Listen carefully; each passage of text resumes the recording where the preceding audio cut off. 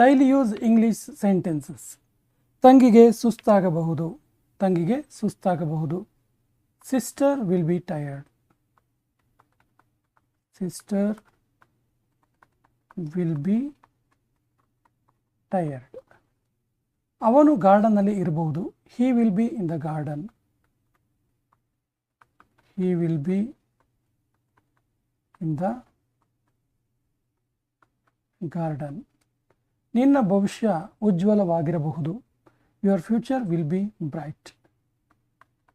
Your future will be bright. ಅವನು ಬುದ್ಧಿವಂತನಾಗಬಹುದು. He will be intelligent. He will be intelligent.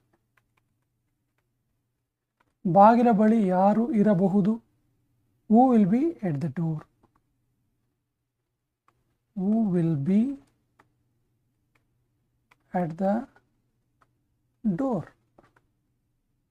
ನಾಳೆ ಅವನು ಮನೆಯಲ್ಲಿ ಇರದೇ ಇರಬಹುದು. He will B not at home tomorrow. He will B not at home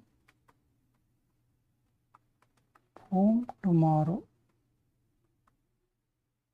ಅವನು ದೆಹಲಿಯಲ್ಲಿ ಇರಬಹುದು. ಹಿ ವಿಲ್ ಬಿ ಇನ್ ಡೆಲ್ಲಿ.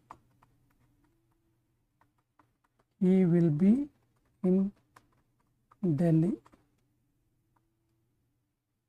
ಈ ವರ್ಷ ಬೆಳೆ ಚೆನ್ನಾಗಿ ಬರಬಹುದು.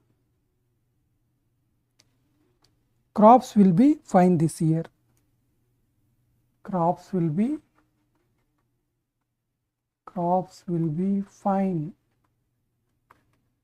this year.